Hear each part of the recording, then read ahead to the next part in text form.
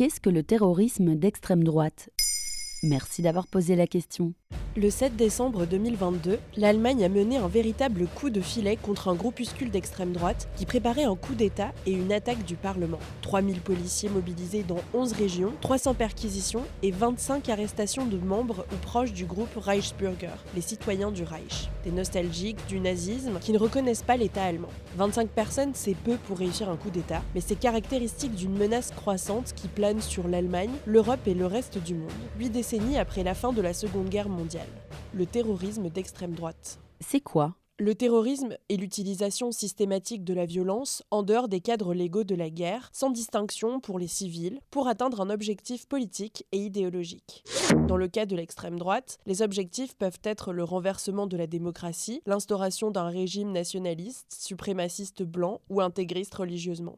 Dans le monde, le terrorisme le plus meurtrier reste le terrorisme islamiste et les premières victimes, les musulmans. Mais le terrorisme d'extrême droite vient juste après. Par exemple, en 2021, en France, selon Europol, l'agence de coopération policière de l'Union européenne, les interpellations de groupes terroristes concernaient à 69% des dossiers djihadistes, à 21% des dossiers d'extrême droite, à 9% des dossiers d'indépendantistes et à 2% l'extrême gauche. Et c'est quel type d'événement ? Il y a par exemple l'attentat dans les mosquées de Christchurch en Nouvelle-Zélande en mars 2019 qui a fait 51 morts et autant de blessés. En juillet 2011, l'attentat dans un quartier gouvernemental d'Oslo et sur l'île d'Utøya en Norvège où se réunissaient les jeunes du Parti travailliste. En 2019 et 2020 en Allemagne, la tuerie dans une synagogue à Halle, dans un bar à chicha à Hanau ou l'assassinat de Walter Lübcke, un élu défenseur de l'accueil des migrants, membre du parti de droite chrétienne d'Angela Merkel. Le pays le plus touché par les attentats d'extrême droite reste les États-Unis, avec par exemple la fusillade d'El Paso au Texas en août 2019, qui a fait 23 morts contre la communauté mexicaine de la frontière, ou l'assaut du Capitole par les partisans de Donald Trump en janvier 2021.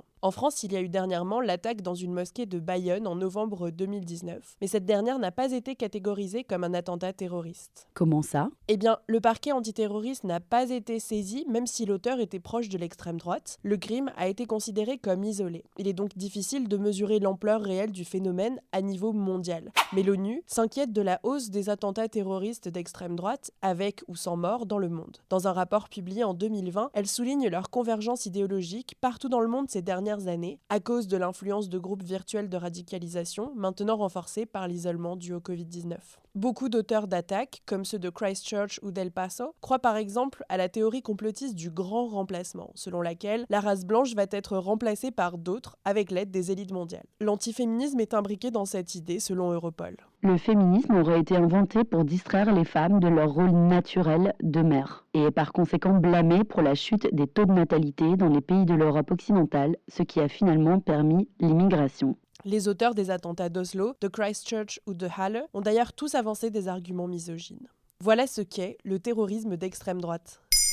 Maintenant, vous savez, un épisode écrit et réalisé par Antonella Francini. Ce podcast est disponible sur toutes les plateformes audio et pour l'écouter sans publicité, rendez-vous sur la chaîne Bababam Plus d'Apple Podcast.